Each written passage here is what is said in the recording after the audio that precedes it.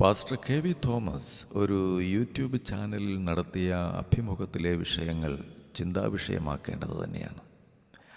അതിൽ ചില കാര്യങ്ങൾ ശരിയാണ്, ചിലത് തെറ്റാണ്.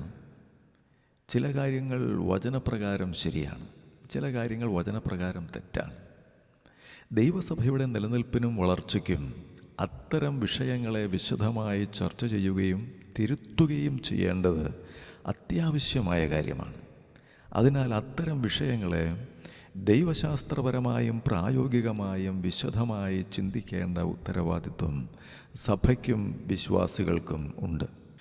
ഇത്തരം ഗൗരവമായ വിഷയങ്ങൾ കൈകാര്യം ചെയ്യുമ്പോൾ അനാവശ്യമായ വിമർശനങ്ങൾ ഒഴിവാക്കിയും പഴുതടച്ചും കാര്യങ്ങൾ പഠിക്കുവാൻ നാം ശ്രമിക്കണം. അദ്ദേഹത്തിൻ്റെ വീഡിയോകളിൽ പെന്തക്കോസ്ത് സഭകളിലെ അഴിമതിയെയും ചില ഉപദേശ വിഷയങ്ങളെയും പറ്റി പറഞ്ഞിട്ടുണ്ട്. അത് നാം വിശദമായി പിന്നീട് മറ്റൊരു എപ്പിസോഡിൽ പരിശോധിക്കുന്നതാണ്. പെന്തക്കോസ്ത് സഭകളിലെ അഴിമതിയെപ്പറ്റി പറയുമ്പോൾ സഭകളിൽ നിലനിൽക്കുന്ന പച്ചയായ യാഥാർത്ഥ്യങ്ങളെ കണ്ണടച്ച് ഇരുട്ടാക്കിയിട്ട് കാര്യമില്ല. സമ്പൂർണമായ അന്വേഷണവും തിരുത്തലുമാണ് അക്കാര്യത്തിൽ സത്യത്തിൽ സഭകളിൽ ഇന്നത്തെ ആവശ്യം. പേര് പറയപ്പെട്ടവരും ഉത്തരവാദിത്വപ്പെട്ട അധികാരികളും ഇതുവരെ അതേപ്പറ്റി പ്രതികരിച്ച് കണ്ടിട്ടില്ല. അതുതന്നെ അദ്ദേഹത്തിൻ്റെ ആരോപണങ്ങളിൽ കാതലായ കഴമ്പുണ്ട് എന്നതിൻ്റെ തെളിവാണ്.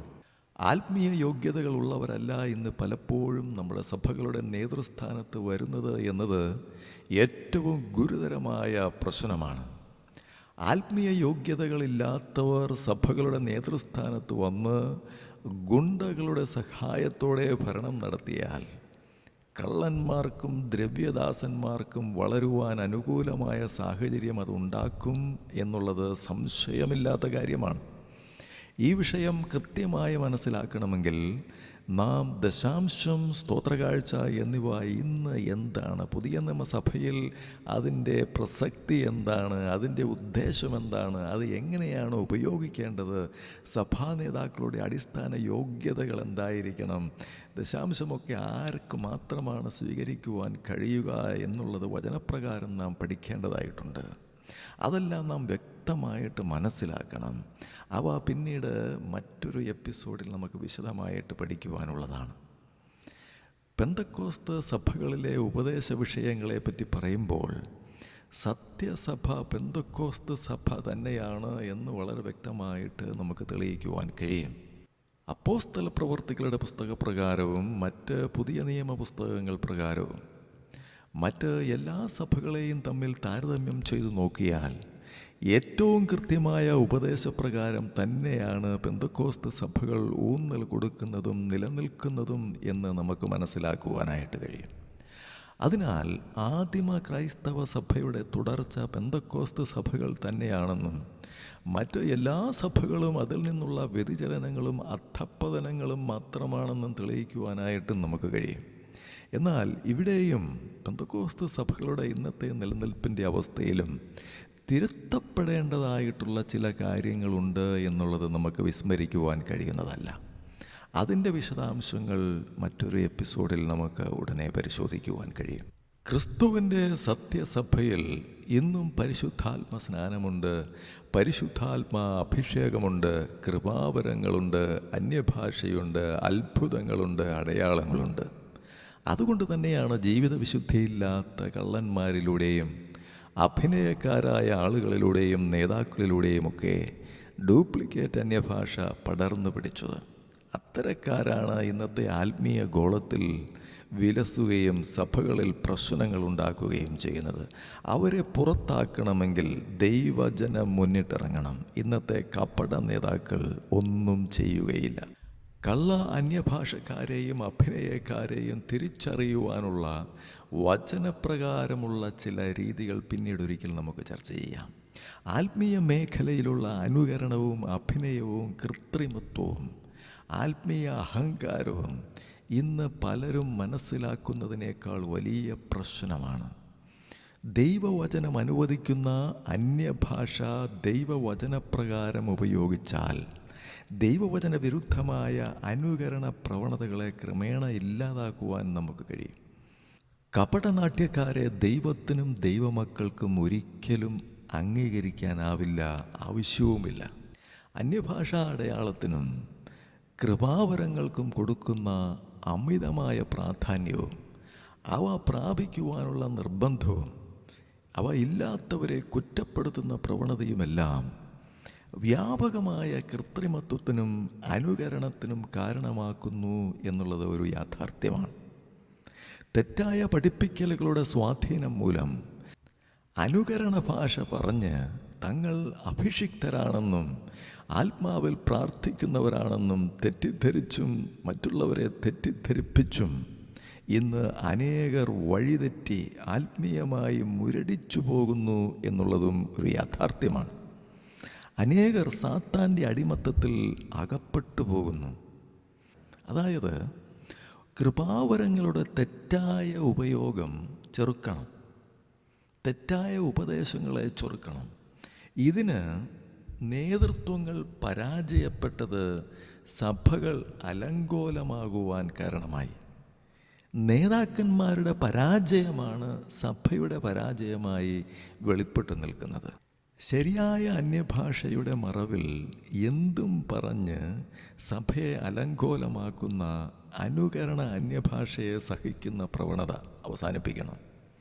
തെറ്റായ അന്യഭാഷയെ തിരിച്ചറിയാനും ഒഴിവാക്കാനും അതിനാവശ്യമായ സംവിധാനങ്ങളെ സഭ തന്നെ രൂപപ്പെടുത്തണം. അപ്പോൾ ആശയക്കുഴപ്പങ്ങൾ ആ രീതിയിൽ പരിഹരിക്കപ്പെടുവാനായിട്ട് കഴിയും.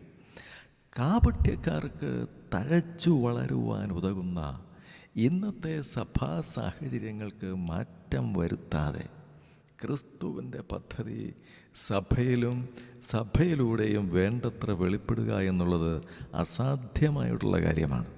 പെന്തക്കോസ്ത് ഗോളത്തിൽ ഡ്യൂപ്ലിക്കേറ്റുകളുണ്ട് എന്ന് പറഞ്ഞ് വചനത്തിലുള്ള ഒറിജിനലായിട്ടുള്ള കാര്യങ്ങളെ, ദൈവം നൽകുന്നതായിട്ടുള്ള കാര്യങ്ങളെ നിഷേധിക്കുന്ന തരത്തിലുള്ള അന്ധതയും മുൻവിധികളും വളരെ സങ്കുചിതമാണ്.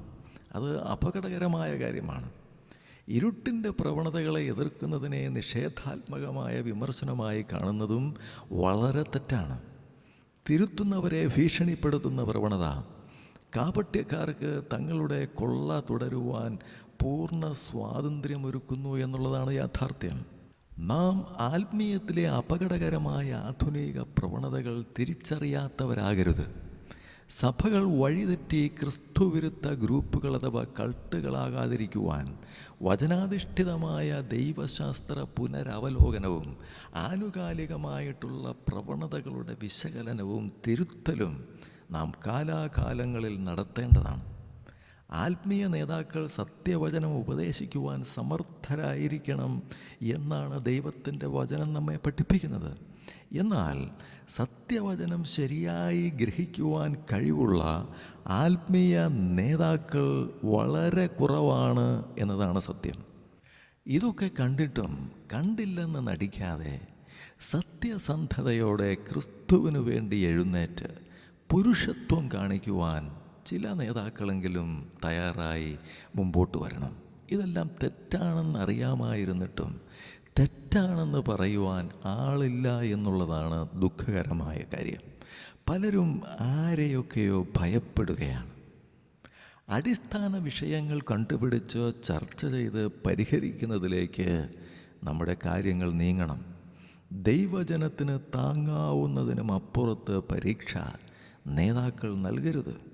സഭകളിൽ ആത്മീയ കാപഠ്യം കൂടുന്നതുകൊണ്ട് യഥാർത്ഥ ആത്മസാന്നിധ്യം അനുഭവിക്കുവാൻ കഴിയാത്തതുകൊണ്ട് ഇന്ന് സഭായോഗങ്ങളിൽ ആളുകളുടെ എണ്ണം കുറയുന്നു. പലരും സമുദായ സഭകളിലേക്ക് തന്നെ മടങ്ങിപ്പോകുന്നു. ചിലർ ഒരു സഭയിലും പോകാതെ പിന്മാറ്റത്തിലേക്ക് വീണു പോകുന്നു. ഇത്തരം പ്രകോപനങ്ങൾക്ക് കാരണമായ വിഷയങ്ങളാണ് സത്യത്തിൽ സഭകളിൽ ചർച്ചാ വിഷയമാക്കേണ്ടത്. ആശയപരമായ കൃത്യത കുറവാണ് ആശയക്കുഴപ്പത്തിന് കാരണം. അവ്യക്തമായ ഉപദേശ ആശയങ്ങൾക്ക് വചനാധിഷ്ഠിതമായതും വ്യക്തമായതുമായ നിർവചനങ്ങൾ നൽകണം. അല്ല എങ്കിൽ അവ്യക്തതയുടെ മറവിൽ കലക്കവെള്ളത്തിൽ മീൻ പിടിക്കുന്ന അന്ധകാര ശക്തികൾ, കാപട്യക്കാർ മുതലെടുക്കും. അഴിമതിക്കാരായ കള്ളന്മാർ നേതൃസ്ഥാനങ്ങളിൽ വരും. കപട നാട്യക്കാർ സഭകളെ കീഴടക്കും. അങ്ങനെ ക്രിസ്തുവും വിശ്വാസികളും സഭയിൽ നിന്ന് പുറത്താകും. സത്യത്തിൽ ഇന്നത്തെ അവസ്ഥ ഏതാണ്ട് ഇതൊക്കെ തന്നെയാണ്. യേശുവിൽ വിശ്വസിക്കുകയും യേശുവിനെ അനുസരിച്ച് നടക്കുകയും ചെയ്യുക എന്നുള്ളതാണ് പ്രധാനം. യേശുവിന് കീഴ്പ്പെടുന്നതിൻ്റെയും അനുസരിക്കുന്നതിൻ്റെയും അളവനുസരിച്ചാണ് ആത്മനിറവും കൃപാവരങ്ങളും ഒക്കെ വെളിപ്പെടുന്നത്. പെന്തക്കോസ്ത് നേതാക്കളും പണ്ഡിതരും തങ്ങളുടെ വാദമുഖങ്ങൾ ആശയപരമായി ആവിഷ്കരിക്കുന്ന രീതിയും അവ പ്രയോഗത്തിൽ കൊണ്ടുവരുന്ന രീതിയും കൂടുതൽ വചനാധിഷ്ഠിതമാക്കേണ്ട കാലം അതിക്രമിച്ചിരിക്കുന്നു. വചനാധിഷ്ഠിതമല്ലാത്ത എല്ലാ ഊഹങ്ങളും മുൻവിധികളും ചതിക്കുഴികളാണ്. എന്നാൽ തങ്ങൾക്ക് സകല കൃപാവരങ്ങളുമുണ്ട് എന്നും തങ്ങൾ അഭിഷിക്തരാണ് എന്നും അവകാശപ്പെടുന്നവരുടെ അവകാശവാദത്തിന് ഒത്തവിധം തങ്ങളിൽ കൃപാവരങ്ങൾ ജ്വലിക്കാത്തതും അത്ഭുതങ്ങളും അടയാളങ്ങളും നടക്കാത്തതും ആത്മാവിൻ്റെ ഫലം അവർ പുറപ്പെടുവിക്കാത്തതും എങ്ങനെയെങ്കിലും പിടിച്ചു നിൽക്കുവാൻ വേണ്ടി കള്ള അന്യഭാഷ പറയുന്നതും വചനപ്രകാരം മാതൃകാപരമായി ജീവിക്കാൻ കഴിയാത്തതുമൊക്കെയാണ് സത്യത്തിൽ ഇന്നത്തെ കപട നേതാക്കൾ മൂലമുണ്ടാകുന്ന യഥാർത്ഥ പ്രശ്നങ്ങൾ. അവർ തന്നെയാണ് വാസ്തവത്തിൽ സഭകളെ തകർത്തുകൊണ്ടിരിക്കുന്നത്.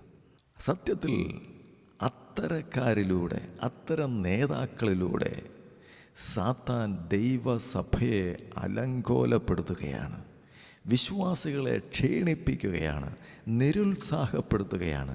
ആത്മീയമായി വളരുവാൻ വിശ്വാസികൾക്ക് തടസ്സം നിൽക്കുന്നത് ഇത്തരം കാപട്യക്കാരായ നേതാക്കളാണ് എന്ന് പറയുന്നതിൽ ദുഃഖമുണ്ട്. വൃക്ഷത്തെ അതിൻ്റെ ഫലത്തിൽ നിന്ന് തിരിച്ചറിയണം. ക്രിസ്തുവിനെ പിൻപറ്റുന്നതിൽ കുറുക്കു വഴികളില്ല എന്ന് നാം മനസ്സിലാക്കണം. അതിനാൽ തങ്ങളുടെ അവകാശവാദങ്ങൾ പ്രയോഗത്തിൽ വരുത്തുവാൻ ആരും പരാജയപ്പെടരുത്. പെന്തക്കോസ്തിലെ അഭിഷിക്തരെന്ന് അവകാശപ്പെടുന്നവർ തങ്ങളുടെ കൃപാവര ശുശ്രൂഷയിലൂടെയും ആത്മഫലത്തിലുള്ള ജീവിതത്തിലൂടെയും തങ്ങൾ വാസ്തവമായിട്ടും വ്യക്തിപരമായും പരിശുദ്ധാത്മാഭിഷേകം പ്രാപിച്ചവരാണ് എന്ന് തെളിയിച്ചാൽ പെന്തക്കോസ്തുകാർക്കെതിരായ വാദങ്ങളെല്ലാം തനിയെ അപ്രസക്തമാകും, ഇല്ലാതെയാകും എന്നുള്ളതാണ് യാഥാർത്ഥ്യം. ശരിയായ അഭിഷേകവും അന്യഭാഷയും കൃപാവരവും ഉള്ളവർ അതിൻ്റെ ഇളക്കപ്പെരുപ്പ പ്രകടനമല്ല നടത്തേണ്ടത്, ശരിയായ പ്രയോഗമാണ് നടത്തേണ്ടത്. ആരാധിപ്പിച്ച് ശല്യമുണ്ടാക്കുന്ന ഇന്നത്തെ വർഷിപ്പ് ലീഡർമാരെയല്ല, മറിച്ച് ജനത്തോടൊപ്പം അഭിനയമില്ലാതെ ആരാധിക്കുന്ന ഭക്തന്മാരെയാണ് ഇന്ന് സഭയ്ക്ക് ആവശ്യം. അഭിഷേകമുള്ളവർ അത് ദൈവത്തിനും മനുഷ്യർക്കും പ്രയോജനപ്പെടുന്ന രീതിയിൽ യേശുവിനെ പോലെയും പൗലോസിനെ പോലെയുമൊക്കെ ഉപയോഗിച്ച് കാണിക്കുകയാണ് വേണ്ടത്. അതിൽ പരാജയപ്പെടുമ്പോഴാണ് ഇന്നത്തെ രീതിയിലുള്ള ആത്മീയ അഭിനയവും അഴിമതിയും ഡ്യൂപ്ലിക്കേറ്റുകളുമൊക്കെ പ്രത്യക്ഷപ്പെടുന്നത്. കാപട്യവും സത്യസന്ധതയില്ലായ്മയും അതുതന്നെയാണ് യഥാർത്ഥ പ്രശ്നം.